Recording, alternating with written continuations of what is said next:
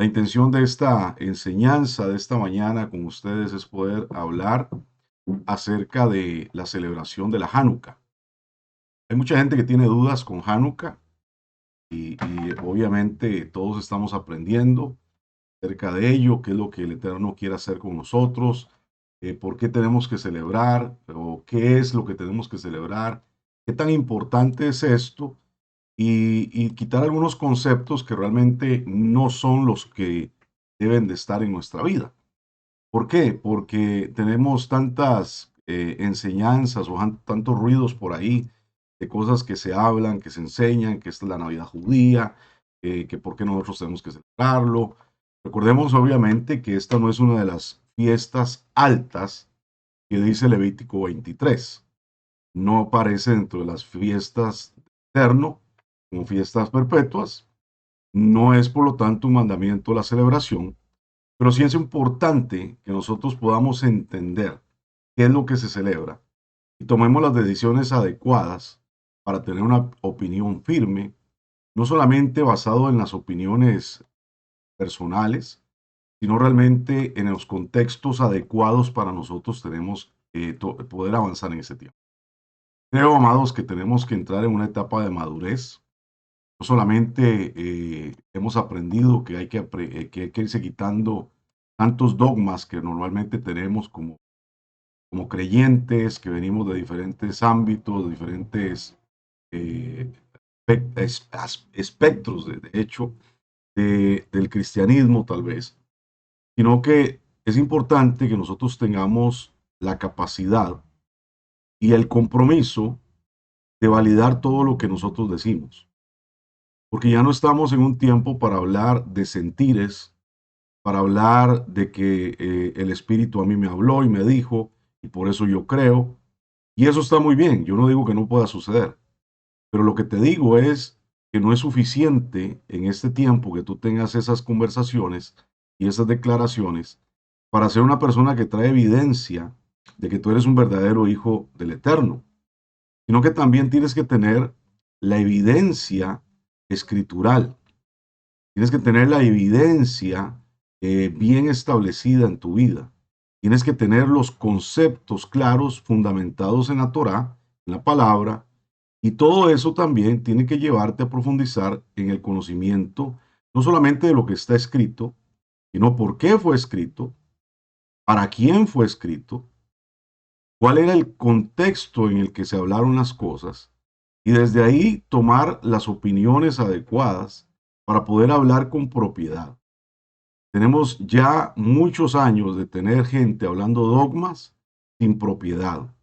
Por ejemplo, cosas que dijo Pablo, cosas que dijeron los apóstoles, cosas que dijo Yeshua, historias que cuenta la escritura, que se han tomado como dogmas y lo repetimos sin entendimiento, lo repetimos declarando cosas, hasta haciendo doctrinas de ellas, cuando no son ni siquiera para hacer doctrinas. Simplemente eran temas que trataban para una época específica, para una circunstancia específica, y hoy tenemos que ser serios con esto y entender las cosas y madurar como pueblo.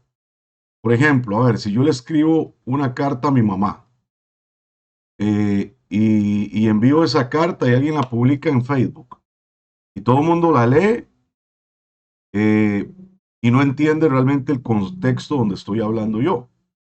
Entonces empiezan a tomar temas que yo le estoy conversando con mi mamá, que solamente entre ella y yo podemos entender por nuestra cultura, por nuestro idioma, por nuestra manera de expresarnos, por nuestra manera de relacionarnos y la forma en que nos conocemos.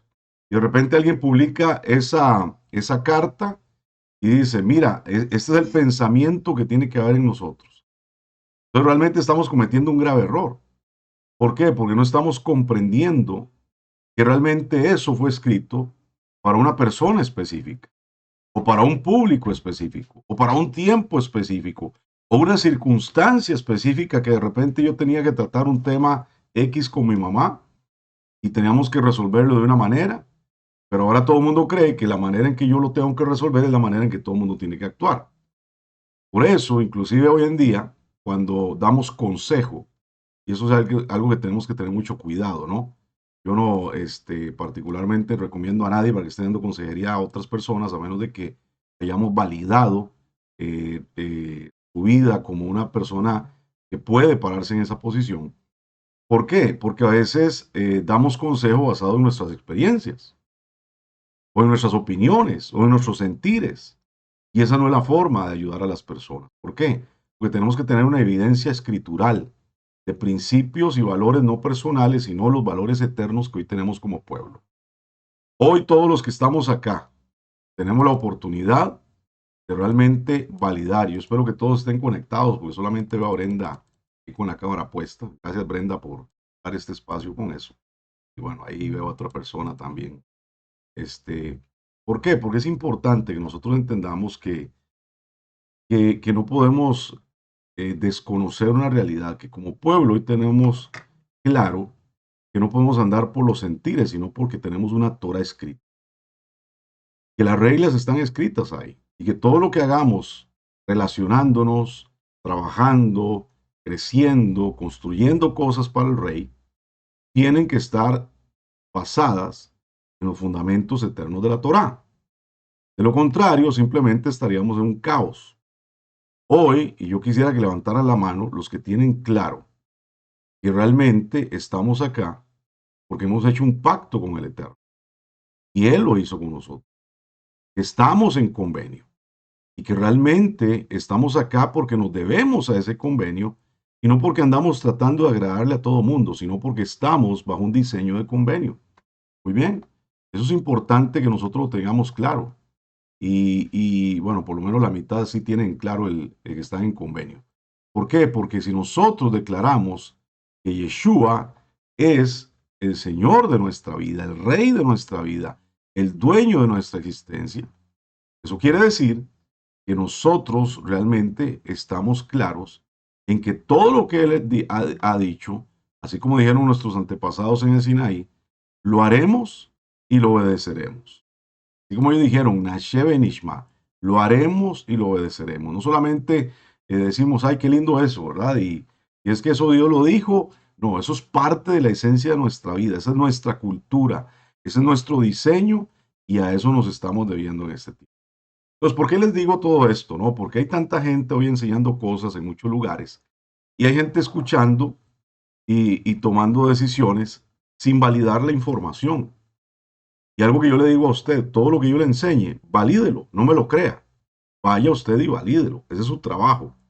Por muchos años usted venía de un sistema religioso donde decía, es que el padrecito dijo en la misa, y eso es lo que yo creo. O es que el pastor dice tal cosa, y eso es lo que yo creo. Y nunca se dio a la tarea de validar la información. Entonces mucha gente a veces hoy les enseñan principios que realmente son de la palabra, y la gente inmediatamente dice, no, pero es que a mí el pastor me dice tal cosa. Y hay un choque dentro de su sistema de creencias que no tienen un fundamento claro en la escritura. Y eso le pasa. ¿Cuántos ha pasado eso? Que usted le ha dicho algo que está en la Torah a alguien y la gente dice, ah, no, pero a mí me han dicho otra cosa toda la vida. ¿O cuántas veces usted se ha puesto realmente a estudiar la Torah y de repente dice, wow, yo creía esto toda la vida y ahí no dice esto? ¿O cuántas veces usted ha dicho, wow, es que yo creía esto a mi manera, pero no es la manera en que está escrito?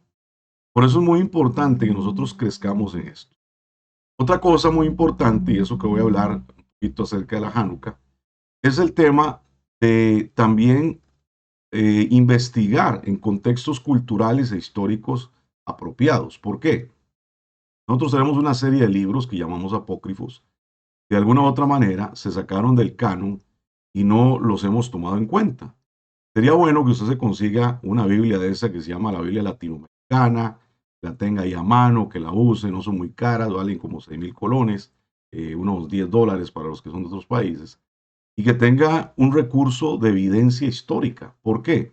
Porque hay libros, por ejemplo, los libros de Macabeos que hoy vamos a leer, Macabeos 1, Macabeos 2, que siempre los hemos considerado, los que venimos de la iglesia evangélica, como libros que están mal. Ah, esos libros no hay que leerlos porque eso es lo que dicen, todo está mal. Pero nunca nos hemos dado la tarea de realmente investigar por qué es que nos dicen que está mal y validar realmente si esa declaración es buena. ¿Por qué? Porque apenas como evangélico, a mí me pasaba, veía una Biblia católica abierta y se me erizaba el pelo, ¿no? Y decía, ah, no, eso debe tener un montón de cosas raras y y oculta, ¿no? Porque así nos fueron criando en un sistema religioso. Pero ciertamente, cuando nos decían en la teología que teníamos que abrir el libro de Mateo, entre el libro de Mateo y Malaquías, ¿no? Y que hay una paginita blanca que en el centro dice por ahí Nuevo Testamento. ¿De dónde salió esa declaración? ¿De dónde salió la declaración que hay un Nuevo Testamento y un Antiguo Testamento? Bueno, hay un personaje, un teólogo grecorromano que 200, 300 años después de la muerte de Yeshua empezó a acuñar ese término y todo el mundo se la creyó. Sin embargo, ninguno de los cristianos o seguidores de Yeshua del primer siglo o los que levantaron la primera Keilah fueron personas que hablaban de Antiguo y Nuevo Testamento. Todos ellos, claros, tenían que existía una escritura, era la Tanaj hebrea, y que esa era la evidencia, nuestro recurso teológico, nuestro recurso doctrinal, y que todo lo que nosotros enseñábamos era la Torá o la Tanaj en la elevación del entendimiento de lo que Yeshua nos había dicho de cómo tenían que hacer las cosas. Alguien me dice por ahí, ¿cuál es la Biblia que tenemos que tener? Tenga todas las Biblias, bueno, excepto la versión del Nuevo Mundo, que es la distorsión, que esa sí está totalmente distorsionada de los testigos de Jehová, o el libro del Mormón y todas las aberraciones que dice, pero toda Biblia es válida, siempre y cuando usted también aprenda a usar las herramientas para validar todo lo que está leyendo. Por ejemplo, el hebreo. Si usted no estudia hebreo, usted se va a quedar muchas veces fuera del contexto de las cosas que realmente quiere decir la escritura. Ojalá que algún día podamos estudiar griego también un poquito para entender algunos detalles, tener las herramientas. Al final el problema no es qué Biblia tengo, sino que pueda validar yo todas las cosas y aprender a escudriñar. Y precisamente, bueno, la Biblia latinoamericana es una de las Biblias más comunes que puede conseguir en cualquier librería, inclusive en las librerías cristianas creo que las venden. O si no, en Bible Gateway, que es una aplicación que ya les he compartido muchas veces, se puede ahí entrar y encontrar los libros apócrifos y leer y entender un poco acerca de ellos. Entonces, cuando nos decían precisamente acerca de esa división, que había una paginita en blanco, siempre los maestros de escuela dominical, los pastores, los profesores de teología nos decían, aquí hay 400 años de silencio, aquí no pasó nada. Entonces uno decía, wow, como que 400 años de silencio y todo el pueblo de Israel quedó en un limbo. Seguramente se fueron a andar por el espacio, se fueron a explorar Marte y no existieron en la Tierra. No, ellos existían en la Tierra. Y hay evidencia histórica escrita que valida todo lo que sucedió durante ese tiempo. Y parte de ello es lo que hablan los libros de Macabeos. Los libros de Macabeos nos hablan de la historia, de todo lo que ocurre en una parte de ese periodo de 400 años que le llaman los años del silencio, como si nada hubiera sucedido, precisamente porque supuestamente no hubieron libros proféticos escritos, pero que realmente sucedieron muchas cosas que marcaron el destino del pueblo de Israel, del pueblo del Eterno, y que nosotros tenemos que descubrir para entender y tener una base y un fundamento. Entonces, cuando hablamos de Hanukkah, estamos hablando precisamente de una palabra que la gente tiene que aprender a encontrar. ¿Por qué? Porque no solamente Hanukkah es una fiesta como tal, sino también es un concepto que podemos encontrar en la escritura. Vamos a escribirlo como nosotros deberíamos de escribir el nombre Hanukkah, para que todos lo tengamos claros. Lo escribiremos de esa manera. Hay otros que lo escriben con H, con K. Bueno, esas son tradiciones askenazis que son un poco diferentes a las nuestras y que no es la forma correcta para nosotros en nuestro contexto poderlo escribir adecuadamente. Pero es importante que nosotros también tengamos eso claro. Ok, por otro lado, ¿cómo se escribe en hebreo? Para los que han estado estudiando, ¿verdad? Y se aplican por ahí. Lo escribimos con una het, lo escribimos con una nun, lo escribimos con una kaf, sofit, y lo escribimos con una hei. Ahí dice Hanukkah. Ahora, si queremos preguntarnos dónde, y esto es lo que mucha gente dice, ¿dónde dice la Biblia acerca de Hanukkah? Si no es una fiesta del Eterno, ¿dónde encontramos acerca de ello y por qué nos enseñan de esto y nos hablan de esto? Bueno, podemos ir a varios versos de la Escritura. No tengo una presentación hoy, pero se los voy a mencionar. Vamos a ver Números capítulo 7, del 8 al 4, que lo voy a leer yo porque precisamente estamos un poco cortos de tiempo para recorrer alguna información este día. Pero dice así el libro de Números 7, para que sepan que Hanukkah aparece en la Torá, dice: esta fue la ofrenda que los príncipes de Israel ofrecieron para la dedicación. Subraya la palabra dedicación si tienes esa cultura, ¿no? De rayar tu Biblia, marcarla. Dedicación del altar en el día que fue ungido, 12 platos de plata, 12 jarros de plata y 12 cucharas de oro. Si nosotros vamos a la aplicación Logos Calogos y vemos este capítulo, Deuteronomio, capítulo 7, verso 84.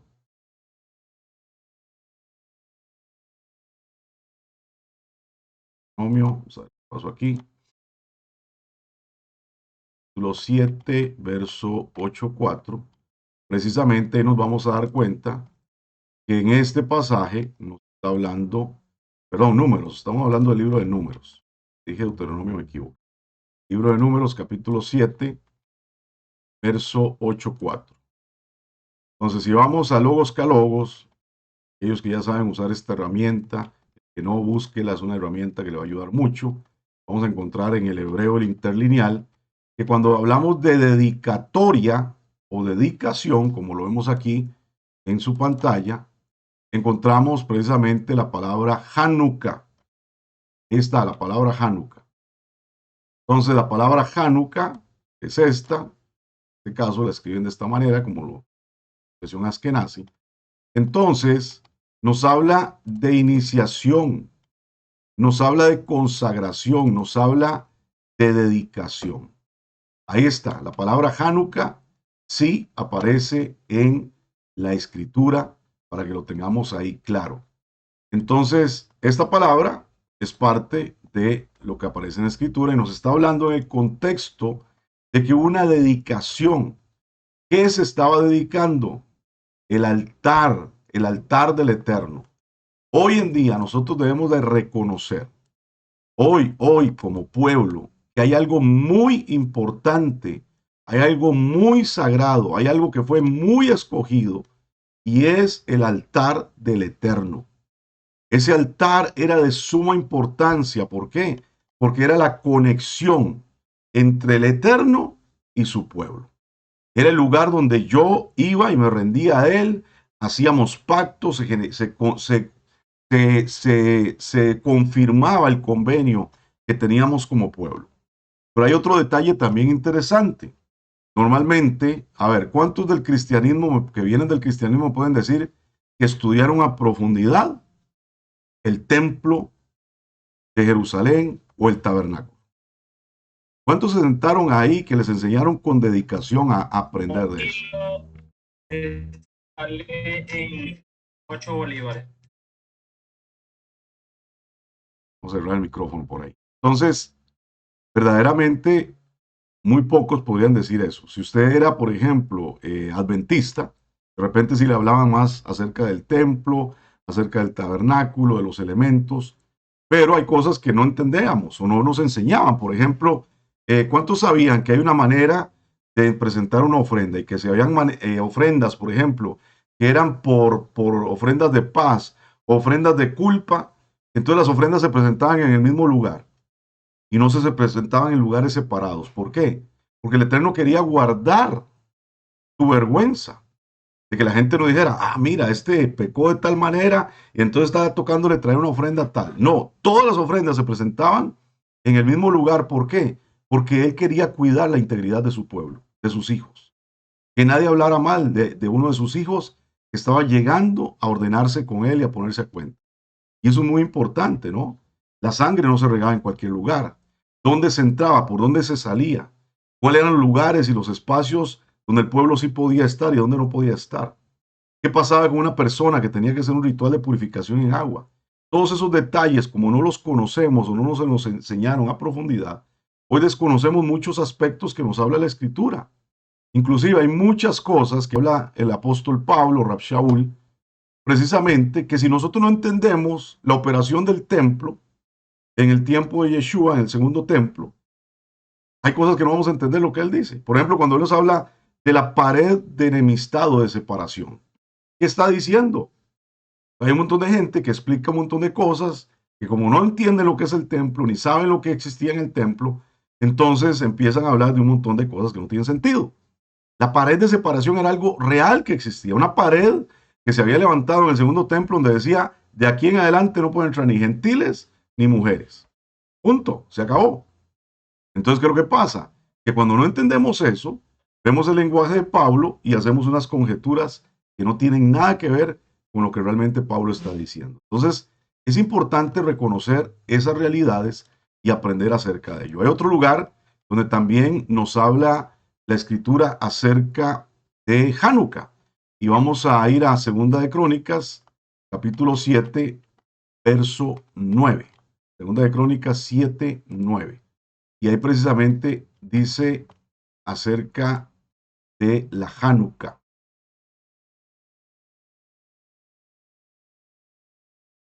Nos dice lo siguiente: al octavo día hicieron solemne asamblea porque habían hecho la dedicación del altar en 7 días. En 7 días. Y póngale atención a esto, porque eso es el tiempo que dura Hanukkah, 7 días. Y habían celebrado la fiesta solemne. ¿Cuántos días? ¿Cuánto lo pueden leer ahí? 7 días, ¿no? Entonces, por eso es importante que nosotros cuando tengamos gente que diga, no, es que la Hanukkah es un invento de los judíos, ese invento de la Hanukkah es una fiesta, no, esa es la Navidad de los judíos. No, no puedes hablar de esa manera, porque es una fiesta de consagración al espacio sagrado del Eterno. Igualmente está diciendo acá que se consagró, como dice acá, el altar. Y vemos otra vez que aparece por acá la palabra Hanukkah. Aquí la tenemos. Hanukkah. Entonces, esta es la evidencia escritural de que la Hanukkah sí la encontramos en la escritura, que no es un invento por ahí de alguien y que vamos a celebrar Hanukkah y ya se acabó. Entonces, es importante entender esto porque cuando nos habla de que hubo un proceso de 7 días, también nos está hablando de un ciclo de celebración, un ciclo de establecimiento de un proceso para consagrar algo tan importante como lo que es el altar, un espacio sagrado, un espacio de conexión para el Eterno. Ese es importante, ¿por qué? Porque después de esos 7 días, entramos en el octavo día, así como sucedía en Sukkot, que tenemos el Shemini Atzeret, la convocatoria del octavo día. ¿Para qué? Para celebrar que ya el altar está consagrado, que ya el altar está dedicado y que ahora sí podemos entrar en la operación de entrar otra vez en el convenio, en la unidad, en la intimidad con el Eterno. Eso es muy importante, amados. Entonces, tiene que ver en este contexto. Podemos buscar, por ejemplo, también Esdras, capítulo 6. Vamos a leer Esdras, libro más adelante, capítulo 6,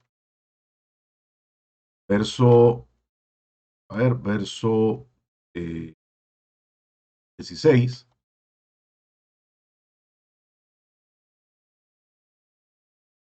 ¿Y qué nos dice acá? Entonces los hijos de Israel, los sacerdotes, Levín, demás que habían venido de la cautividad, hicieron, ¿qué dice por acá? Leanlo fuerte. La dedicación. ¿Qué estaban dedicando? La casa de Elohim, con gozo. Recuerden que estamos hablando de que esta gente está saliendo de la cautividad. Salieron de Babilonia y reedificaron el altar del Eterno, reedificaron el templo. ¿Y qué tuvieron que hacer? Dedicar nuevamente este lugar. Por ahí nos habla también esta historia que por ahí la gente decía, bueno, ¿quién vio el templo de Salomón? ¿A que no saben? Este templo no se compara en nada con el glorioso templo de Salomón. Aquel templo que era demasiado hermoso, con tanto recurso que había para todos los detalles que se hicieron. Este templito es un templito mucho más humilde. Pero ¿qué dijo el profeta? Pero la gloria de esta casa será mayor que la primera. ¿Okay? Será mayor que la primera. Ahora, ¿por qué creen que decía eso? ¿Saben por qué? En ese lugar iba a caminar Mashiach algún día. Eso fue lo que sucedió. En ese lugar se presentó el Hijo del Hombre, el Hijo del Altísimo, Yeshua HaMashiach, nuestro Rey. Él estuvo en ese lugar y por eso la gloria fue mayor en ese lugar. Bueno, igualmente, acá cuando nos habla de dedicación, nuevamente encontramos la palabra acá. Dedicación, Hanukkah. Muy bien. Entonces, ¿cuántos versículos tenemos? 3, por lo menos. En el Antiguo Testamento o la Tanaj, dentro de la Torá y la Tanaj, que nos habla acerca de la Hanukkah. Suficientemente evidencia. ¿Qué dicen los teólogos? Ay, tenemos que tener 2 testigos. Por lo menos 2 versos que nos hablan de ello. Bueno, ahí tenemos 3. Ahí tenemos 3. Y es importante reconocerlo. Y es más, les voy a dar el cuarto. ¿Qué le parece? Cuarto versículo en la Tanaj. Libro de Salmos. Vamos a ir al libro de Salmos. Salmos capítulo 30.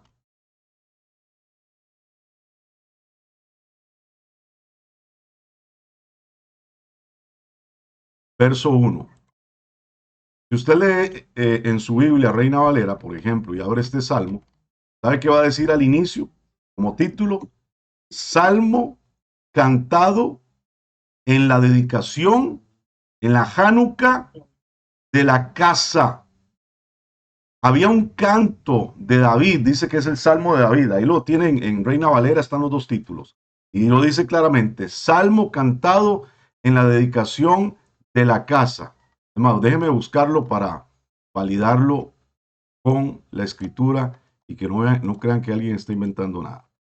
Vamos a buscarlo, Bible Gateway. Esta es la aplicación donde usted puede encontrar, la página donde usted puede encontrar todos los libros apócrifos, los libros que le estoy mencionando. ¿Qué dice aquí? Acción, esos son los 3 títulos que tiene este salmo, este canto. Acción por haber sido librado de la muerte. El otro título que tiene, Salmo cantado en la dedicación de la casa. ¿Qué quiere decir esto? En todo ritual, en toda celebración de Hanukkah, este era el salmo que se cantaba para dedicar el altar. ¿Y quién lo cantaba? ¿Quién lo compuso?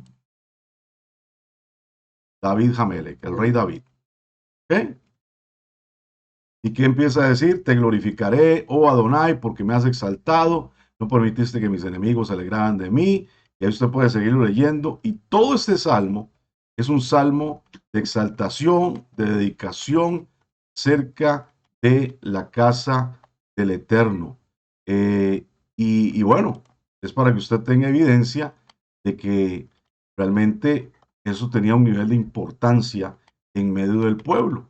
Entonces, tiene el famoso verso que dice, yo no sé si han escuchado ese canto, que dice, has cambiado mi lamento en baile, desataste mi celicio, me ceñiste de la alegría, por tanto a ti cantaré, gloria mía, y no estaré callado, Adonai, Elohim mío, te alabaré por siempre.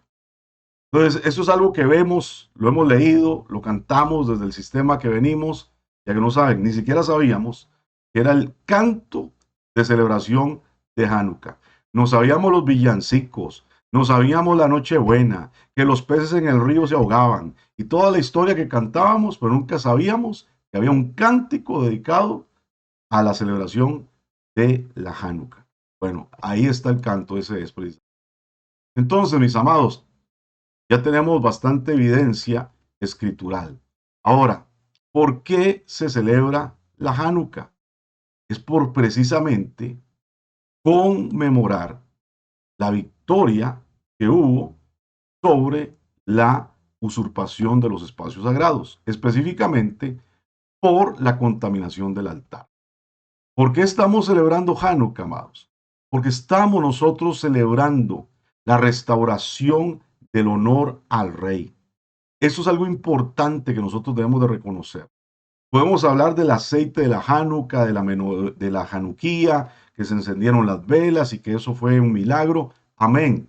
Verdaderamente no hay una evidencia histórica de eso. Es una historia que se cuenta como una tradición. ¿Podemos hacerlo? ¿Podemos no hacerlo? Claro, está bien, eso no tiene ningún problema. Pero la Hanukkía es solamente un símbolo, es una señal, es un entendimiento de que algo está celebrándose. Por ejemplo, aquí todos mis vecinos tienen lucecitas, arbolitos, estrellitas. ¿Y qué están diciendo ellos con esas lucecitas y arbolitos y estrellitas? Nosotros estamos poniendo una señal de que nosotros creemos en esto, celebramos esto, invertimos en esto, somos dedicados a esto. Amén. Más de uno de ustedes lo hacía y yo lo hacía también en el pasado, ¿cierto? Hoy en día tenemos una señal, tenemos un símbolo. No es malo tener símbolos y señales. Lo malo es que tomemos la Hanukkah y se la enseñamos se la aprendemos a otra cosa que no es. ¿Por qué? Porque al final la Hanukkah, que es una menorá. No es malo que tú tengas una menorá en tu casa. El problema es que la estés prendiendo, dedicándola para otras cosas. Por ejemplo, ayer vi una publicación de alguien, de un pastor, y me decía, aquí celebrando la fiesta de los tabernáculos. Yo dije, wow, qué tremenda ignorancia y qué tremenda abominación. ¿Por qué? Porque agarramos un mes que sabemos que es para otra cosa, que se dedican a otras cosas del mundo, para meterle una fiesta del Eterno en un tiempo que no es, en un espacio que no es, usurpando el mandamiento y tratando de acomodarlo a nuestro estilo de vida y nuestra manera de ser. ¿Por qué? Porque yo siento que es bonito hacerlo así. Porque yo siento que es la manera correcta. Amados, no podemos ser tan infantiles ni tan ignorantes en esto. Eso se llama sincretismo. Y es lo mismo que hacían con los indígenas para traerles una piedrita y decirles, miren, esto se lo encontró la India Juana y porque se lo encontró la India Juana, quiere decir que aquí tenemos que hacer entonces una iglesia para la diosa de los ángeles o la Virgen de los Ángeles. Que al final es sincretismo grecorromano con sincretismo católico con sincretismo indígena. Entonces, ¿qué estamos haciendo? Exactamente lo mismo. Exactamente lo mismo. No hay cosa más pagana que tomar un árbol, que tomar a un personaje que era un santo católico y tomar la imagen de un dios de Babilonia y unirlos todos juntos y decir que estamos celebrando a Cristo. Eso es lo peor que podemos hacer, amado. ¿Por qué? Porque al final eso es sincretismo. Eso que hemos criticado tanto del catolicismo y de otras religiones y lo que se hace, por ejemplo, en países donde hay muchos indígenas hoy, que van a los templos católicos y hacen sacrificios en las gradas del templo, matan gallinas, hacen brujería y después se persignan y entran al templo católico, es lo mismo que está haciendo cualquier persona que dice, no, es que yo no lo hago con esa intención, yo lo hago con la intención de recordar que Jesucristo vino al mundo. Estás haciendo exactamente lo mismo. Estás tomando el paganismo para hacer sincretismo. Entonces, no podemos seguir siendo tan infantiles. No podemos seguir siendo tan corruptos ni tan paganos, amados. Y por eso el Eterno establece cosas en nuestra vida para que las entendamos de la mejor manera. Hoy tenemos que entender que si celebramos Hanukkah, si usted quiere celebrarla bien, si no quiere celebrarla bien, simplemente le estoy explicando el contexto. Estamos restaurando a través de la Hanukkah el honor al rey. Eso es lo que estamos haciendo. Y yo personalmente, yo, David, Joseph, Salazar, me he comprometido hasta el último día hasta el último día de mis días a pelear por la honra de mi rey. ¿Y cómo lo voy a hacer? Enseñando lo que tengan que enseñar, diciendo lo que tengan que decir, confrontando lo que tengan que confrontar y que cada uno tome las decisiones que tenga que tomar. Pero yo y mi casa serviremos a Adonai. Y ese es el concepto que tiene que estar claro en nuestra vida. No podemos decir eso. Yo y mi casa serviremos a Adonai y estar haciendo lo que el mundo hace, siguiendo las corrientes de este mundo. Porque pobrecitos mis niños, es que ellos ven que a los otros les dan regalitos, entonces yo no puedo hacer eso, maltratarlo tanto. ¿Por qué? Porque al final tú estás haciendo lo mismo que hacen los paganos. Es lo mismo. Entonces, mis amados, tenemos que entrar verdaderamente a entender que somos un pueblo diferente. Estamos en pacto con el Eterno. Otra refutación con el tema de la Hanukkah que dicen algunos ahí, inclusive los que están aprendiendo raíces hebreas. Es que Yeshua nunca celebró Hanukkah. Bueno, veamos lo que dice la escritura entonces al respecto. Juan capítulo 10, verso 22 al 23. ¿Qué dice por acá? Vamos a ver. ¿Quién lo puede leer en voz alta aquí leyendo su pantalla? Adelante.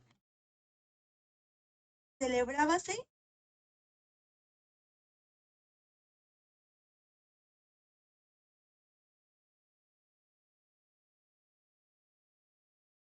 Y esta dedicación, Hanukkah. Entonces, si Yeshua estaba ahí, celebrando la Hanukkah en el templo, en el día que era que se había que celebrar, entonces yo no tengo evidencia para decir lo contrario. Él estuvo celebrando la Hanukkah. Y si esto hubiera sido algo pagano, si esto hubiera sido algo que no se puede celebrar, seguramente nunca jamás hubiera aparecido esto escrito por acá, o evidentemente él hubiera hablado, mencionado eso. Entonces, mis amados, esas son las cosas que nosotros tenemos que tener como evidencia. ¿Cuántos pasajes ya le di? Juan capítulo 10, Salmo 31, Esdras 6:16, Segunda de Crónicas 7:9, Número 7:84. 5 evidencias que nos hablan acerca de la Hanukkah a través de la escritura. ¿Y por qué lo llevo a todo esto? ¿Por qué? Porque al final la Hanukkah, mis amados, aparte del tema de que se ocurrió el milagro de Hanukkah, que si hubieron aceite suficiente para todos los días, amén, eso no es ningún problema. Porque al final, realmente el entendimiento que nosotros tenemos que tener en la Hanukkah es que nosotros, como pueblo del Eterno, no podemos asimilarnos con las naciones. No podemos asimilarnos con las naciones. Y eso es lo que estaba ocurriendo precisamente en el tiempo de los macabeos. Cuando el imperio griego había llegado, había tomado todo el mundo conocido en aquella época por mano del emperador, ¿cómo se llamaba? ¿Quién no tiene ahí el nombre a mano? Ahí siempre se olvida. Alejandro Magno. Alejandro Magno logró conquistar todo el mundo antiguo conocido. ¿Ok? El imperio era vasto y extenso.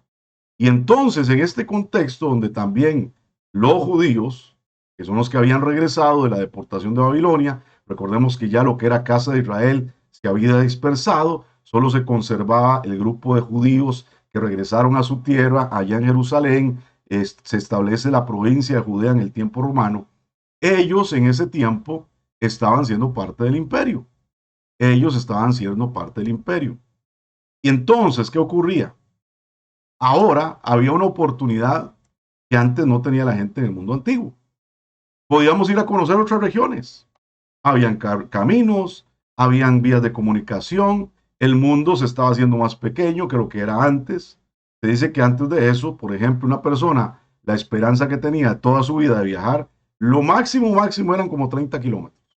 Así como máximo, lo más lejos que se iban, 30 kilómetros de su casa. Ahora no, ahora vemos gente que puede viajar desde Judea, donde están los judíos, hasta Grecia, por ejemplo, tomar un barco, viajar. ¿Y qué pasó en medio de todo este contexto? Aparecen los judíos que se conocen como los élites. ¿Cuántos han escuchado ese término? La élite, ¿no? Bueno, los élites eran los judíos que se habían helenizado. Cuando hablamos de helenizar, era que habían adoptado la cultura helenística, la cultura de los griegos. Entonces ya era lo que estaba de moda. Bueno, sí, yo soy judío, pero a mí me suena ser como medio griego. A mí me suena vestirme como los griegos, a mí me suena comer como griego, a mí me suena como pensar así como los griegos y filosofar como los griegos. Bueno, eso es lo que estaba ocurriendo. Los pueblos estaban asimilándose con la cultura griega. Eso es lo que estaba ocurriendo en esta temporada. Entonces, ¿qué es lo que ocurre acá?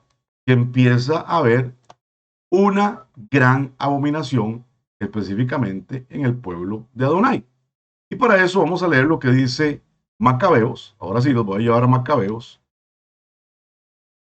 Y para que no se pongan después a decir, es que el pastor nos puso a leer un libro apócrifo. Bueno, vamos, seamos serios, es parte de la evidencia histórica que nosotros debemos de tener para poder leer con claridad lo que nos dice por acá la escritura. ¿Ok? Entonces, vamos a ver, primero de Macabeos, capítulo 1. Alguien lo quiere buscar ahí a ver, ¿cómo se llama? Su propia Biblia o Bible Gateway. Usted puede entrar y buscarlo conmigo. Si usted lo busca en Bible Gateway, para que tenga idea, tiene que buscarlo en la versión, por ejemplo, traducción lenguaje actual, porque no va a salir en Reina Valera. Busque la traducción lenguaje actual y ahí le va a aparecer el libro de Macabeos. Se lo voy a poner aquí en pantalla para el que quiera leerlo conmigo. Voy a tratar de... Sí, ahí está bien. Entonces dice así: cuando murió el rey, Seleuco subió al poder Antíoco, conocido como el sobrenombre de Epifanes. Estamos hablando después de que el reino griego, el imperio griego, se había dividido y se había partido en cuatro, y sus generales, los principales generales de Alejandro Magno, tomaron el control. Estaba dentro de ellos, ¿cómo se llama? Ptolomeo, que fue el que tomó control precisamente de lo que es Egipto, la parte donde estaba Judea. Y después de eso, bueno, viene el rey Seleuco, de que sube al poder Antíoco, conocido como el sobrenombre Epifanes, como Jasón, el hermano de Onías, quería ser, vea lo que dice acá, quería ser el jefe de los sacerdotes. ¿Qué quiere decir eso? Él no era llamado a ser sacerdote. Recordemos claramente, mis amados, que no cualquiera podía ser sacerdote. El ser sacerdote era un derecho eterno que Adonai le había dado a quién. ¿Quiénes podían ser sacerdotes? ¿Quién recuerda eso? No, los levitas no, los hijos de Aarón. Los, Sí. hey, los hijos de Aarón podían servir, claro, pero los únicos que podían ser sacerdotes eran los hijos de Aarón. Pero bueno, sigue diciendo aquí esta historia. Dice que él quería ser el jefe de los sacerdotes. Decidió ofrecerle dinero al rey Antíoco para que le diera el puesto. Es decir, él se convirtió en el sumo sacerdote pagando por ese puesto. Ahora, ¿por qué es tan importante entender esto? Porque antes estaban tratando de recuperar su identidad. Lo vemos con Edras. Ellos habían regresado a su tierra, querían hacer las cosas bien. Pero ¿sabe qué es lo que pasa, mis amados? Que yo no sé por qué, y es terrible cuando uno lee esto. ¿Cómo es posible que este pueblo tantas veces volvían a hacer las cosas que no estaban bien? Tantas veces. Sufrieron la deportación en Babilonia, regresan, ahora hacen lo mismo, vuelven a caer en la asimilación de las naciones.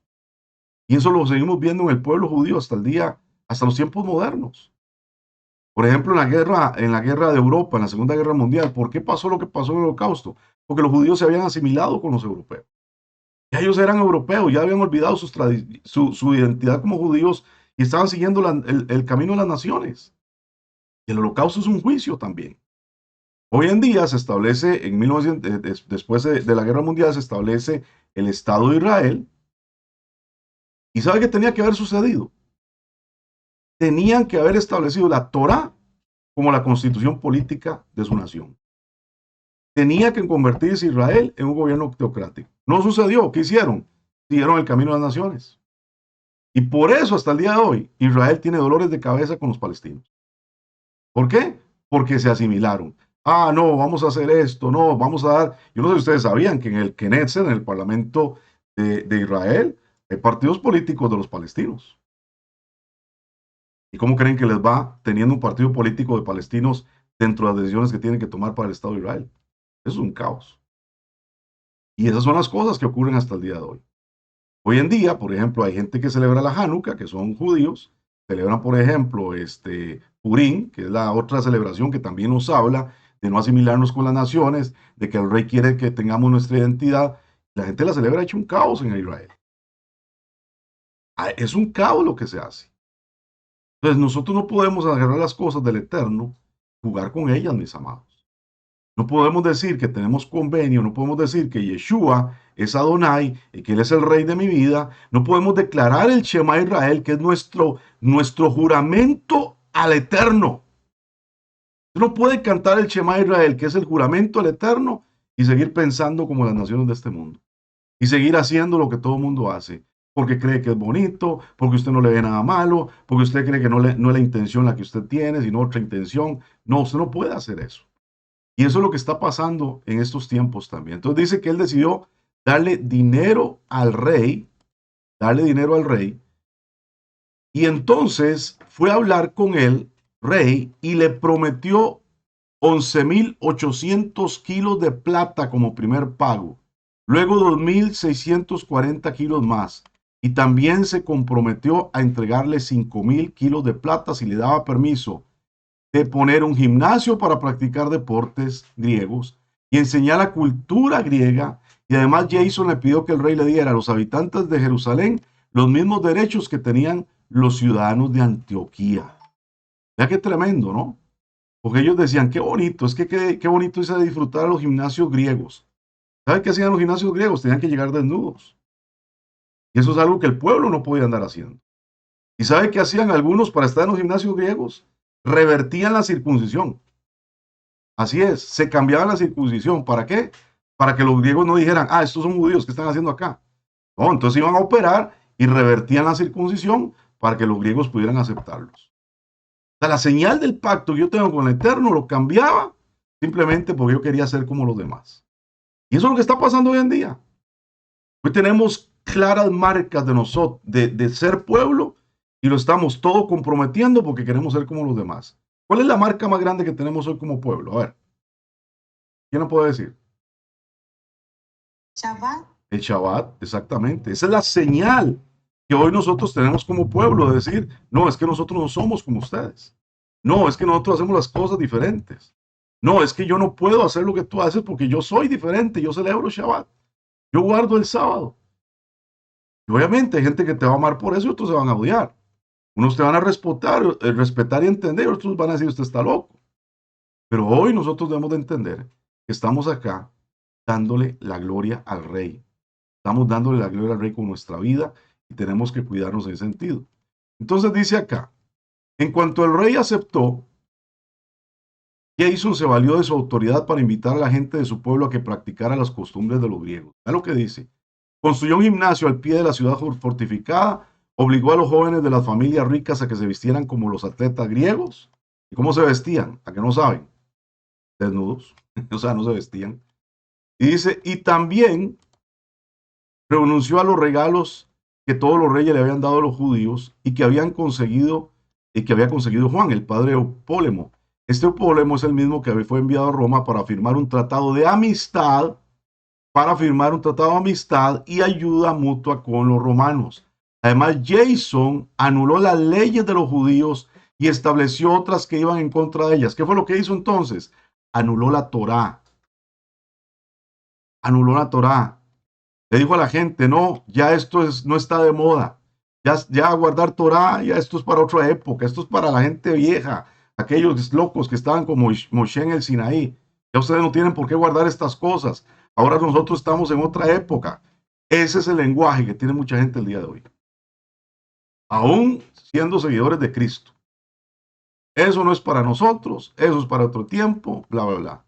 Dice, más que jefe de sacerdotes, Jason se portaba como un enemigo. ¿De quién? De Elohim. Hizo todo lo posible para que los judíos vivieran como griegos y aceptaran sus modas. Hasta los mismos sacerdotes llegaron a sentir que su servicio en el altar era algo sin importancia. Es decir, los mismos sacerdotes que eran descendientes de Aarón ya dijeron, ya esto para qué lo hacemos. Ya no les importaba el templo ni los sacrificios, más les importaba, escuche bien, más el lanzamiento del disco y otras competencias deportivas, aun que estaban prohibidas en la ley. Incluso llegaron a despreciar la patria, pues pensaban que los griegos eran superiores. Pero ese comportamiento solo les trajo graves problemas, porque después esos griegos, a quienes imitaban en todo, se convirtieron en sus más crueles enemigos. ¿Sabe qué es lo que pasa con la gente que sigue el camino de las naciones? Al final, las naciones se van a volver contra ellos. Al final, las naciones se van a volver contra ti. Tú le quieres agradar a Raimundo y a todo mundo, a tu familiar que es pagano, a tus amigos del vecindario que quieren celebrar porquerías. Y al final, tú llegas ahí y como no calzas, al fin y al cabo, ¿sabes qué van a hacer? Se van a volver contra ti. Porque van a decir, tú eres un hipócrita, mire cómo tú eres. Ah, no era que usted andaba allá, ahora quiere andar acá. Porque al final, eso es lo que sucede, amados. Nadie puede, en efecto, violar las leyes de Elohim y quedar sin castigo. Esto lo comprueba la siguiente historia. Y lo invito a que siga leyendo la historia. Siga leyendo la historia de los macabeos porque es bastante tremendo. Y vamos a ir a Deuteronomio. Vamos a leer Deuteronomio capítulo 29, verso 31. Es precisamente toda la advertencia que Adonai hace acerca de estas cosas. Cuando Adonai, estoy leyendo la Reina Valera, cuando Adonai tu Elohim haya destruido delante de ti las naciones donde tú vas para poseerlas y las heredes y habites en su tierra, guárdate de que no tropieces yendo en pos de ellas después de que sean destruidas delante de ti. No preguntes acerca de sus dioses diciendo de la manera en que le servían aquellas naciones a sus dioses, yo también les serviré. No harás, dice claramente, así Adonai tu Elohim, porque cosa abominable que Adonai aborrece, hicieron ellos a sus dioses, pues aún a sus hijos y a sus hijas quemaban en el fuego a sus dioses. Al final, ¿sabes qué es lo que pasa? Familia sufre las consecuencias. Familia acarrea maldición. El día de ayer o jueves, no me acuerdo cuándo fue, vi un anuncio aquí en Atenas, de nuestra ciudad. Un anuncio por Marketplace. Y salía un niño con una cosa así en la boca, un pedazo de bambú, amarrado con un mecate atrás, y decían, vendemos tal cosa, este, por pedido. Y yo dije, pero qué es esa estupidez. Y tenía, el tipo pone a su hijo haciendo poses con esa vaina, con esa cosa en la boca. Yo dije, ¿qué es eso? Entonces me puse a investigar. Resulta que eso es una pieza que usa un personaje de manga, de esas caricaturas que ven los chicos japoneses, y el personaje anda eso en la boca, una niña. Entonces lo estaban vendiendo así como la gran cosa, y ¿qué es esa tontería, no? Parece un bozal de caballo, ¿yo para qué quiero eso para mi hijo? Y resulta que lo estaban promocionando y la gente, ay, qué lindo, cuánto cuesta, y bla, bla, bla, bla. Y alguna persona dijo, pero, ¿qué es eso? Eso parece para un animal. Como voy a investigar, y este personaje que usa eso, resulta que es la historia de una niña que murió en un accidente, algo así, y se convierte en un demonio. Entonces, como se convierte en un demonio, ahora tiene que usar eso porque su deseo es andar chupándole la sangre a la gente. Y es una idiotez, ¿no? Y entonces yo digo, pero ¿cómo es posible que la gente entregue sus hijos a los demonios? ¿Cómo la gente entrega a sus hijos a los dioses? Ya que no saben, cuando yo no tengo refreno en mi hogar, y hago lo que todo el mundo hace, ah, pobrecito muy chiquito, es que él lo vio, le gusta, le llama la atención, qué linda la caricatura, qué lindo el videojuego, y yo le pongo a disposición todo lo que sea necesario para que él siga el camino de las naciones. ¿Sabes qué? Tú lo estás entregando a los dioses paganos. Tú lo estás entregando a los demonios.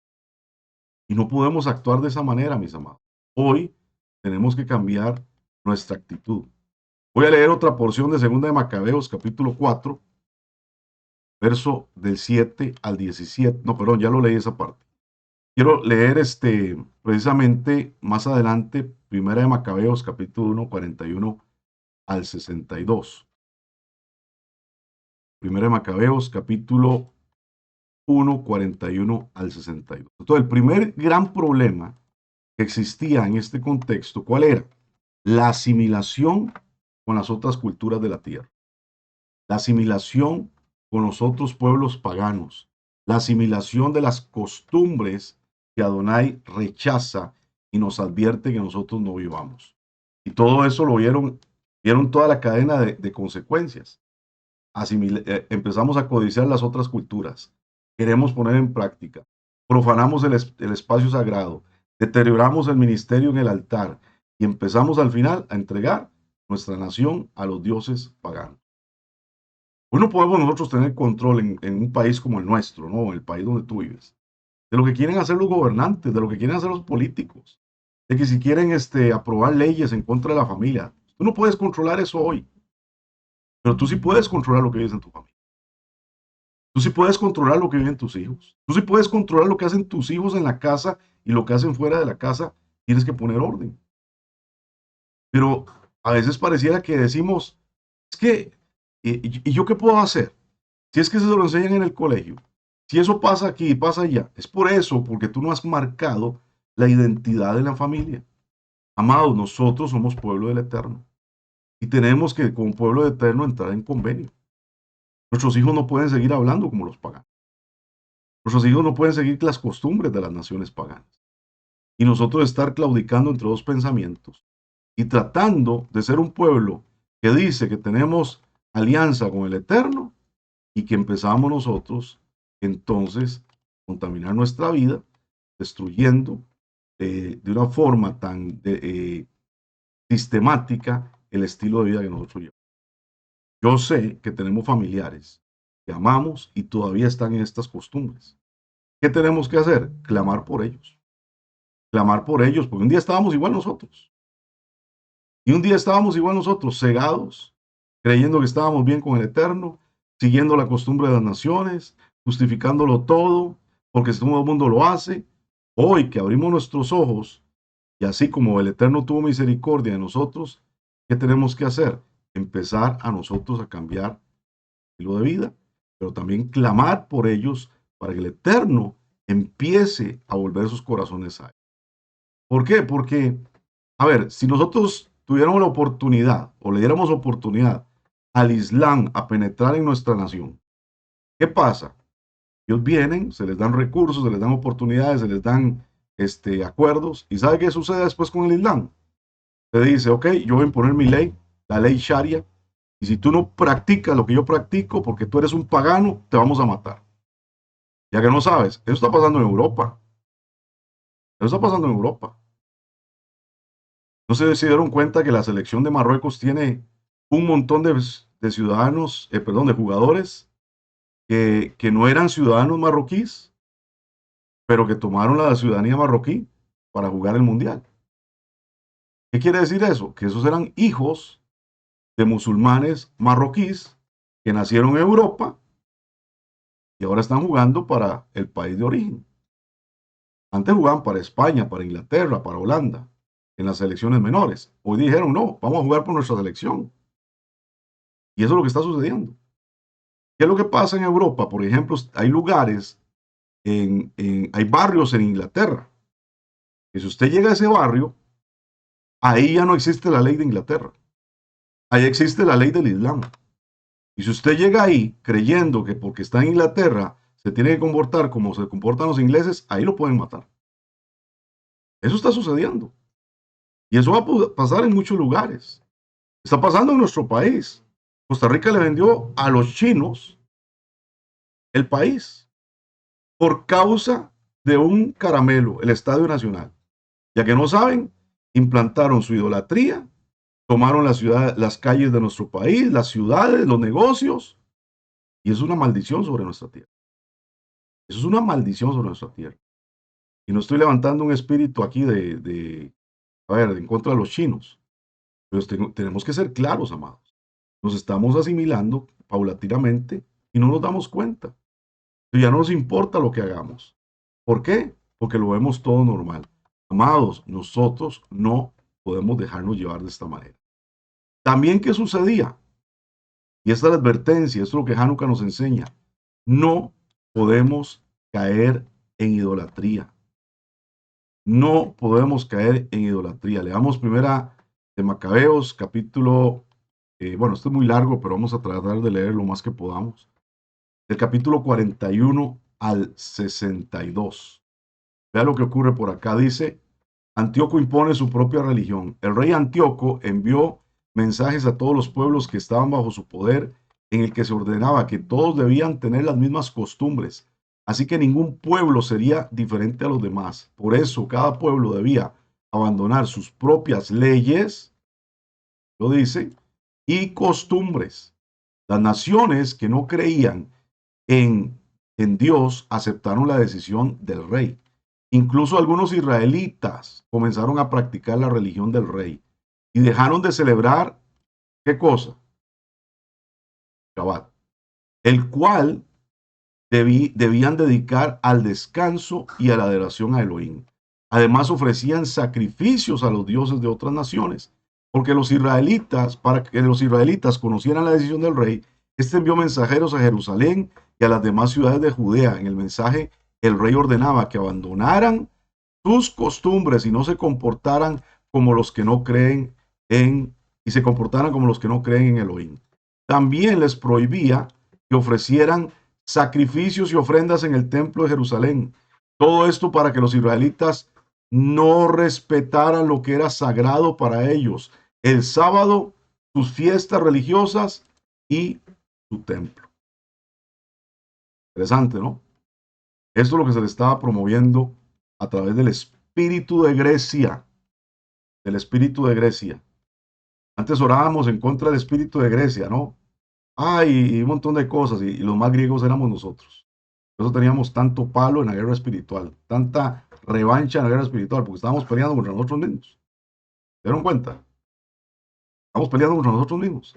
El rey los ordenaba, además, que construyeran templos, capillas para los dioses de otras naciones. Les exigía que adoraran a esos dioses y que se presentaran ofrendas de animales impuros como el cerdo. El cerdo, ¿sabe por qué es tan inmundo? No solamente porque no es algo para comer, sino porque también el cerdo siempre estaba conectado con los sacrificios y rituales al inframundo. Siempre. Y eso la gente no lo entiende. Y a veces, bueno, a uno le costaba entenderlo, ¿no? Pero esa es la realidad.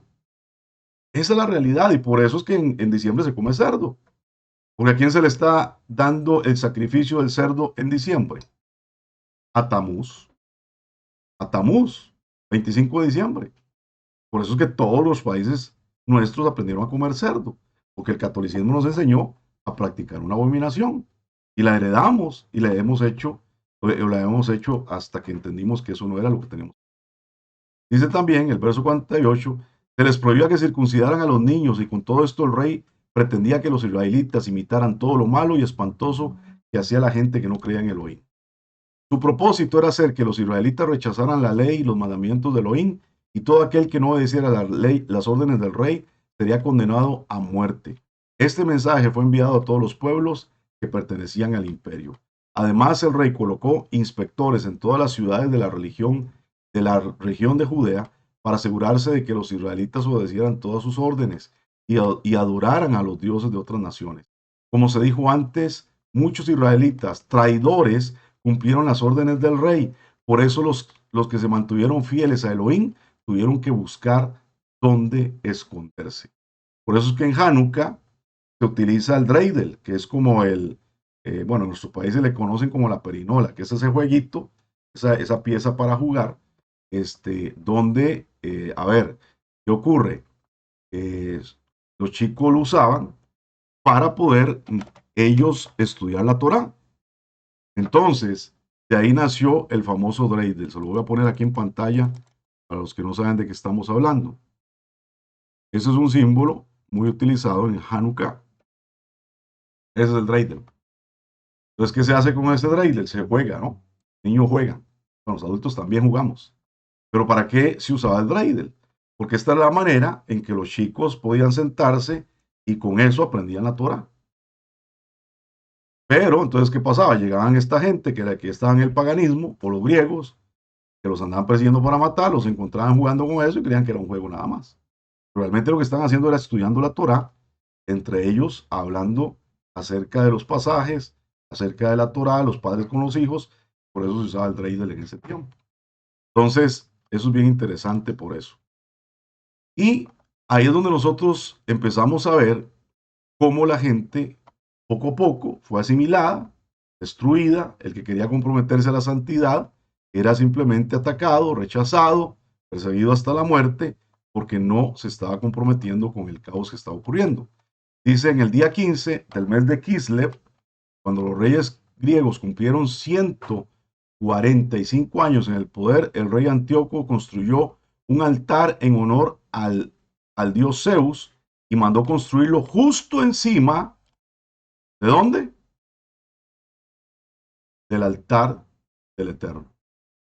Así es. el altar de las ofrendas quemadas en el templo de Jerusalén, y lo mismo hizo en las demás ciudades de Judea. En honor a los dioses de otras naciones, muchos israelitas traidores quemaban incienso en las puertas de las casas y en las calles. Además, cuando los inspectores encontraban una copia de la ley de la Torá, la rompían y la quemaban. Si un israelita era sorprendido con algún libro de la Torá, o si éste obedecía, se le condenaba a la muerte, pues así lo había ordenado el rey. Los extranjeros que no creían en Elohim, aprovechándose de su poder, perseguían constantemente a los israelitas. El día 25 de cada mes se presentaban ofrendas en el altar dedicado al Elohim Zeus. ¿Cuándo se presentaban? El 25 de cada mes. Estamos hablando de la fecha en el calendario gregoriano. Estamos hablando, bueno, pues vamos a ver eso. Que se había construido sobre el altar de las ofrendas quemadas en el templo de Jerusalén. A las madres que hacían circuncidar a sus hijos, les colgaban sus hijos al cuello y las mataban. Y también mataban a sus familiares y a los que habían circuncidado a los niños. A pesar de toda la persecución, hubo israelitas valientes que se negaron a comer alimentos. Dentro de esto hay una historia de un hombre de 90 años que lo tomaron y le pusieron el cerdo adelante y le dijeron, come, porque si no, lo tenían, o sea, ¿qué era lo que hacían con ellos? Los ponían a morirse de hambre. Y cuando estaban en la situación más grave de su proceso, les ponían carne de cerdo. Y este hombre de 90 años, dice esa historia, que le pusieron esta carne, le decían, come o si no te mueres. Y él dijo, no, porque aquí hay jóvenes conmigo. ¿Y cuál es el ejemplo que yo les voy a dejar? Antes, ¿no? Yo te pregunto a ti, ¿cuál es el ejemplo que tú vas a dar a tu generación? ¿Cuál es el ejemplo que tú vas a dar a tus nietos, a tus hijos, familia, al pueblo? Amados, nosotros somos llamados a ser diferentes. Nosotros somos llamados a vivir en la consagración eterna. Y eso es lo que el Eterno nos pide y nos exige a todos para guardar su palabra y hacer su voluntad. Estamos en un convenio, estamos en un pacto, nosotros estamos acá. Es lo que Él nos pide, no lo que a nosotros se nos ocurre, no lo que nosotros creemos que es bueno, no lo que nosotros creemos que es bonito. Es lo que Él realmente está pidiendo realmente para nosotros. Por eso dice la Torá en Deuteronomio 29, Barín 29, 29, 31, dice, cosas secretas pertenecen a Adonai, nuestro Elohim, mas las reveladas son para nosotros, para nuestros hijos para siempre, para que cumplamos todas las palabras. Entonces, mis amados, ¿qué es lo que ocurre? Tenemos que cambiar nuestro estilo. Tenemos que entender hacia dónde vamos. Tenemos que entender que Hanukkah nos está conmemorando un hecho histórico, espiritual, de convenio, donde los macabeos decidieron levantarse en contra de esta profanación y decir, nosotros no vamos a ser parte de esto. Por ejemplo, hoy en día se está levantando el tercer templo, están a punto de que se levante, ¿no? Y hay un montón de cristianos hablando en contra de eso. Y es, un montón de cristianos hablando en contra de eso. Que eso va a ser que eso va a ser del paganismo, bla, bla, bla, y un montón de cosas. Ya que no saben. Hablando de cosas que no entienden. Yo no estoy diciendo que necesitamos un templo. Yo no estoy diciendo eso. Yo sí estoy diciendo que es necesario que exista un templo, porque si no hay templo no va a venir el Mashiach. Pero ¿saben qué? También es necesario que entendamos que va a tener que venir el antimashiach, el anticristo. Y parte de eso es que haya un templo. Entonces, cuando hablamos de cosas que no entendemos, entonces nosotros nos hacemos parte de lo que está en contra del propósito del Eterno. Entonces, es importante comprender estos detalles, amados, de que al final, ¿qué estamos haciendo nosotros aquí en la tierra? Defendiendo la integridad de los espacios sagrados. ¿Cuál es el altar que hoy tenemos que defender a capa y espada? Nuestra vida. Ese es el altar que tenemos que defender. Tenemos que levantarnos y decir, nosotros no vamos a permitir la contaminación de este altar. Esto que ha sido escogido por el Eterno para Él glorificarse, para la alabanza de la gloria de su nombre. Yo no lo puedo profanar. Yo no lo puedo usar como yo quiera, yo no lo puedo dedicar a otras cosas, yo no lo puedo dejar que se contamine por las tradiciones de este mundo. No podemos nosotros caer en la cultura de las naciones y dejar que todas estas cosas nos absorban, mis amados. Y es importante que crezcamos de verdad en esto. Y hoy vamos a quedar hasta acá. El próximo miércoles que tenemos normalmente el curso de identidad, les voy a seguir hablando acerca de Hanukkah porque hay algunas cosas todavía que recorrer. Pero hoy, más que decirles cómo se celebra y para qué es y qué detalles hay, lo importante es que entendamos el concepto, el por qué las cosas tienen que suceder. Porque yo les digo, mire, hay que comprarse una januquía, o hay que tener las lucecitas ahí, y que hay que encenderlas. Si usted no entiende lo que está haciendo, entonces es complicado, ¿no? Hoy quiero darles el contexto para que ustedes puedan crecer en cuanto. Y que podamos entender que esto es identidad, es marcar nuestra identidad como pueblo. Seguir el camino de lo que el Eterno ha establecido. ¿Ok? ¿Cuándo se celebra Hanukkah? Me preguntan por acá en el chat. Bueno, Hanukkah se celebra precisamente este mes, el 25 de diciembre. Eh, y nosotros tenemos que entender que, bueno, eh, cayó precisamente en esta fecha por casualidad, ¿verdad? Pero el 25 de diciembre es el último día de Hanukkah, porque realmente Hanukkah se celebra durante 8 días y nosotros tenemos que tenerlo así entendido, ¿verdad? Lo que se hace es que, por ejemplo, en el caso nuestro, el domingo antes, que sería el 18, vamos a encender la primera luz Hanukkah y después, cada día, se va encendiendo las demás luces hasta llegar a la última luz, que sería el domingo 25 de diciembre. Entonces, todos los días encendemos una vela, todos los días hacemos unas oraciones, todos los días también estamos ahí para crecer con el Eterno, para poder nosotros comprender que estamos avanzando y que estamos dándole gracias al Eterno por ser su pueblo. Y al final también Hanukkah tiene un significado importante para los que creemos en Yeshua, porque es precisamente en Hanukkah cuando Yeshua fue concebido en el vientre de María. Bastante, ¿no? La luz del mundo se vino a manifestar en el tiempo de Hanukkah, precisamente en el vientre de Miriam.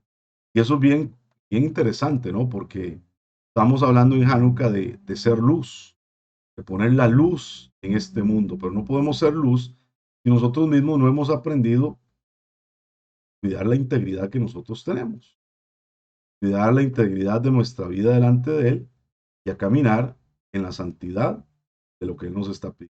Entonces, por eso, mis amados, es importante que nosotros vamos guardándonos siempre para el eterno. Así que, bueno, a prepararnos, celebrar, es un tiempo hermoso, pero quiero seguirles dando el contexto de esta realidad de cuidar nuestra vida y darle la honra. ¿Alguien quiere compartir algo ya para cerrar este tiempo o alguna pregunta que alguien tenga?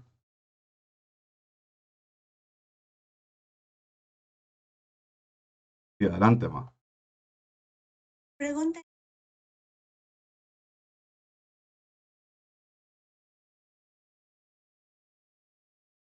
¿no?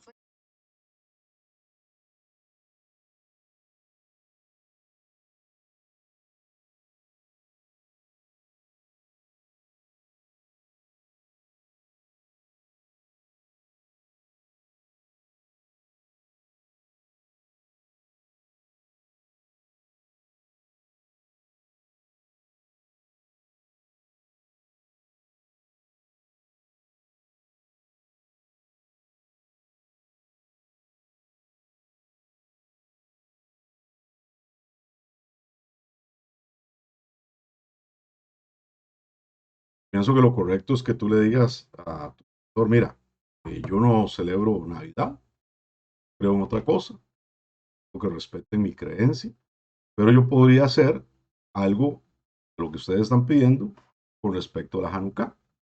Entonces tú puedes explicarle más o menos que se usan algunos elementos como la guía, Reidel, vas a hacer algo presentándolo en esta línea de lo que se está pidiendo, pero hacerle entender que eso es lo que tú estás practicando, lo que, ¿de acuerdo? Si necesitas algún consejo de qué podrías presentar, ahí puedes hablar con mi esposa, ella tiene algunas ideas que está desarrollando para esta feria que viene, de Hanukkah. Es una feria el primer día, para que, para que pides ayuda o buscas ahí en internet decoraciones que se usan, que son los adecuados, ¿de acuerdo?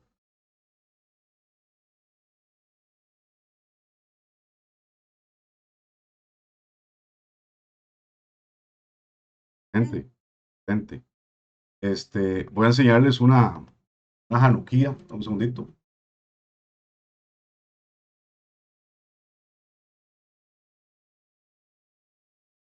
Esta Hanukkah es muy especial porque la hizo mi papá el año pasado, ¿eh? Es grandecita.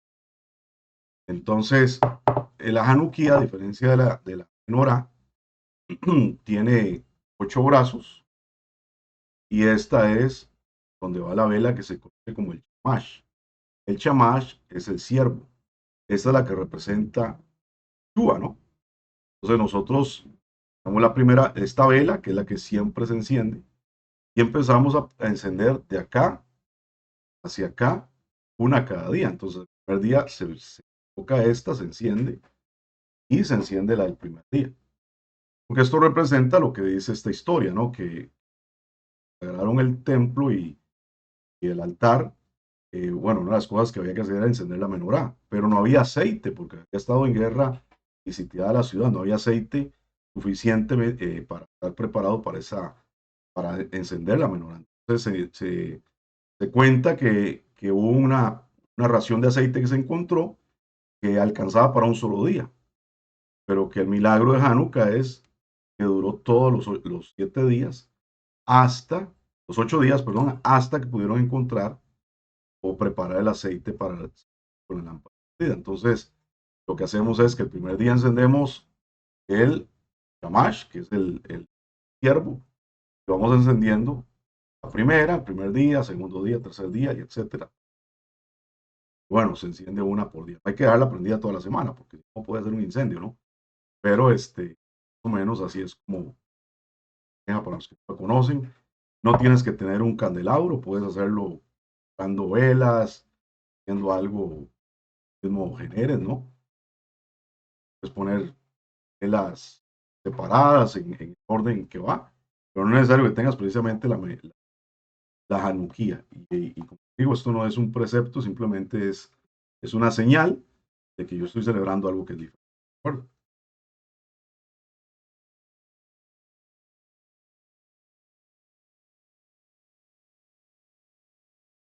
Muy bien, Evelyn, buenos días, ¿qué tal?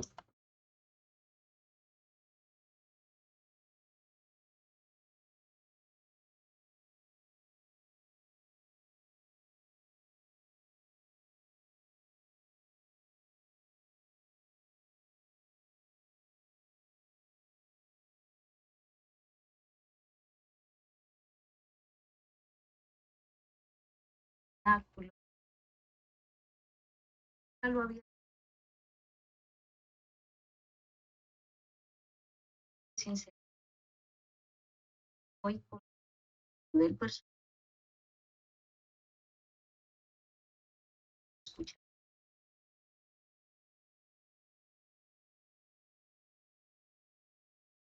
Ah,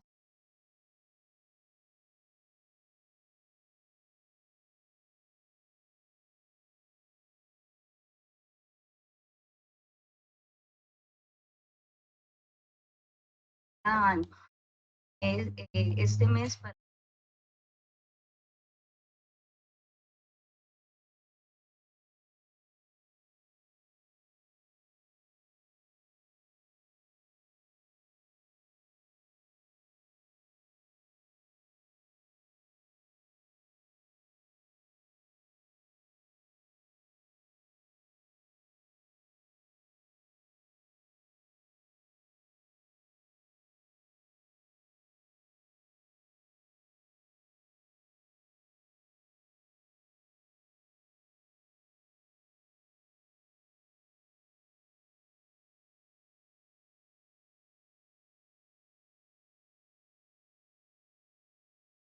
vamos, perdemos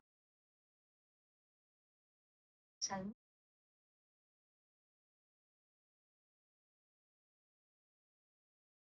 Dice tú,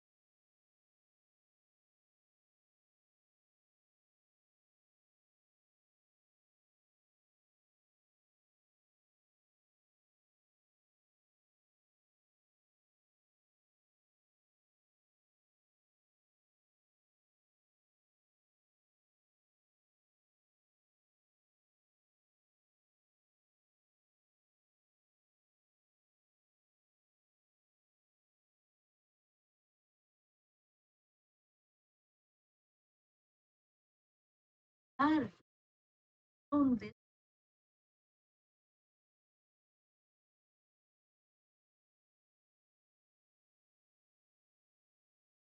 años tardes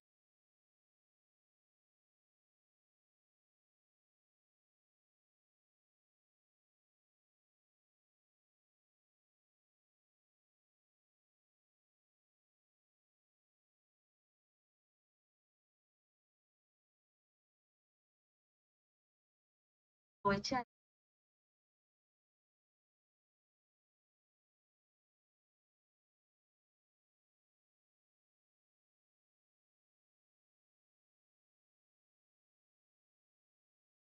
en lo que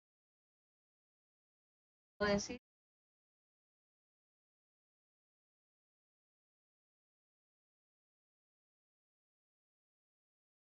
Amén, amén. Hay que gozarnos, ¿no? Y la oportunidad que tenemos es de tener, por ejemplo, esta celebración, la celebración de Purim, que no son celebraciones altas, porque une a la familia. Es muy importante, esto une a la familia. Pero sí es importante entender que el enfoque, por ejemplo, espiritual es ese. Somos diferentes. No seguimos el camino de las naciones y hacemos las cosas de otra manera. Y aprovechar si queremos celebrar, ¿verdad? Si queremos celebrar como lo vamos a hacer, entonces, para tener ese tiempo de coinonía, de estar con la familia, de hijos que aprendan, que crezcan. Por ejemplo, el año pasado hicimos la primera celebración congregacional. Le decía yo a mi esposa, yo no sé si va a llegar alguien, ¿no? Por lo menos vamos a estar nosotros y dos personas ahí que digamos que querían. Pero al final llegaron 70 personas y fue un ambiente muy bonito, y fue muy especial y disfrutamos, ¿no? Y jugaron y comieron y eso une a la familia, eso trae identidad como pueblo y eso es importante. Entonces, les recomiendo que si pueden hacerlo, celebren, que lo hagan. Y bueno, en la tradición los judíos, ¿qué hacen? Le dan un regalo a los chicos todos los días, precisamente por ese tema, ¿no? Que los niños decían, es que en la escuela a todo el mundo le dan regalitos y a mí no me dieron nada y que mis compañeros, ¿verdad? Porque, por ejemplo, en Estados Unidos, estos días son clases, ¿no? Y no vacaciones como en países. ¿Sí? Pero entonces, ¿qué pasaba? Que ellos empezaron a idear que, bueno, que cada día le daban un regalo a los niños, ¿no? Cada día que se encendía la vela. Pero no podemos llegar a hacer eso sin perder el entendimiento de que realmente lo que hacemos, pues estamos celebrando la santidad y la honra del espacio sagrado del Eterno. Que nosotros somos ese altar, como tú dices, que tenemos que estar con gozo, claro, con alegría, que no sé por qué la gente todo lo ve como tragedia, ¿verdad? No, es que esto es gozo, esto es alegría. El mundo tiene una alegría que es pasajera, pero nosotros tenemos el gozo de Adonai, que es nuestra fortaleza. La gente se le va la alegría después de que comió y dice, ¿y ahora cómo voy a pagar esta cuenta? Se le va la alegría cuando yo regalo y dicen, ¿y ahora cómo pago la tarjeta? Se le va la alegría cuando celebran el 31, llegó el primero y dicen, y me faltan 15 días para el otro salario en enero. Y ahí se va la alegría. Por eso la gente, a que no saben, el espíritu de este tiempo, de la Navidad, un espíritu inmundo que destruye familias. La gente se tiene que alcoholizar para estar bien, que la gente, cuando hay más accidentes en nuestro país, por ejemplo, es en este mes, más tragedias, más desgracia, más caos. Alguien puso una publicación que iba a poner yo, le iba a replicar, pero dije, no, pues es mucho dolor para la gente, ¿no? Pero decía, ¿por qué yo no vivo estrés este mes? porque yo soy pueblo, soy israelita. Yo no tengo que andar estresado este mes, como todo el mundo anda. Uy, que tengo que pagar esto, y que regalos para todo el mundo, y que tengo que ir al Walmart, y que tengo que ir a la tienda. No, usted va a estar en Shalom. Usted va a estar en Shalom, y eso es lo hermoso, ¿no? Que no seguimos el camino de las naciones. Entonces, disfrutemos. Adelante, Natalie. Ok, las velas, Shalom, Oh. era y yo ese paga uno y el día siguiente con Vende las la dos. primera. Ah, ok. Sí. Sí, esa quedaba. Ahorita comento vender la primera y la segunda. Correcto. Y como es difícil para el año, y pues de ahí ya realmente. Pero como dice,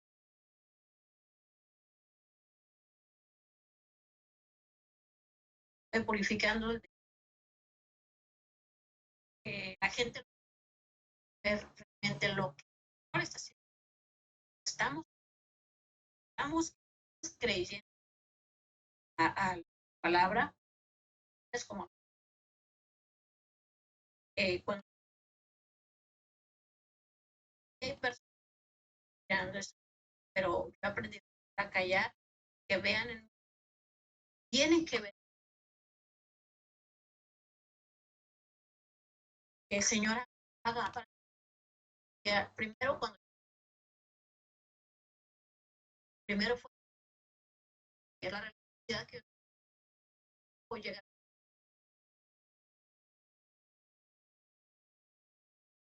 profundizar.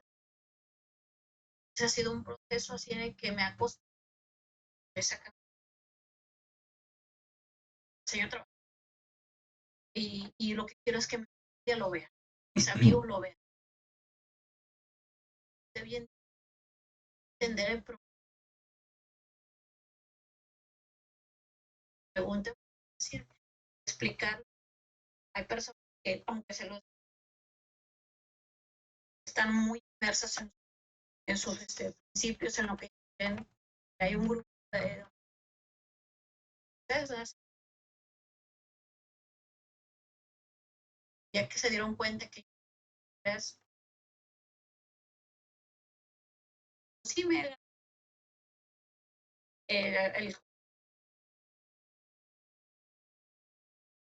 y así me lo he pasado un buen tiempo, pero bueno, el Señor estoy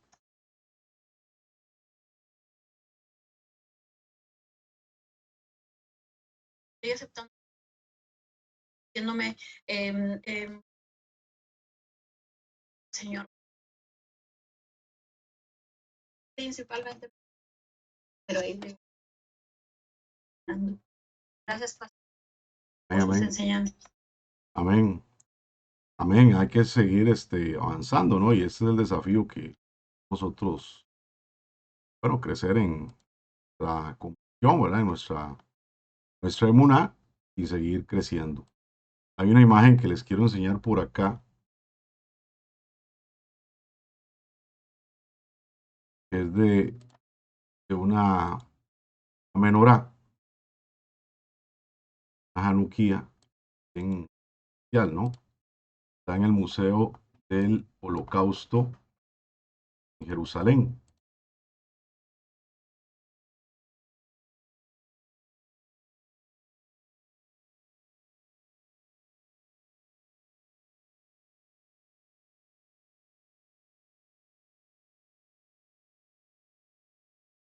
Esta que está acá. Esta es muy interesante porque un hombre llamado El Posner, un judío que vivía en Francia. Él tenía 3 hijas pequeñas, ya en una ciudad llamada Kiel, también en Alemania es que vivía, perdón. Y bueno, Rachel más bien era la esposa de este hombre, ¿no? El esposo era un rabino, era el rabino Agba. Y este hombre, en el tiempo que estaba aumentando el antisemitismo, ¿verdad? Esta familia decidió la menorá, y más bien, ahí en la ventana de su casa, ¿no? Y al frente, del otro lado de la calle, yo no sé si lo pueden notar ahí en la imagen, está la bandera nazi. Precisamente era en el momento donde se estaban instalando una, una oficina de los nazis justo al otro lado de su casa, donde estaban prohibiendo la entrada al vecindario de los judíos. Entonces, cuando esto ocurrió, ellos colocaron ahí la Hanukkah, la ventana, frente a esa bandera con la estética de los judíos, ¿no? Y y bueno, ya sacó esta fotografía, la esposa de este rabino sacó esta fotografía, y cuando revelaron el rollo, lo encontraron los nazis, vieron detrás de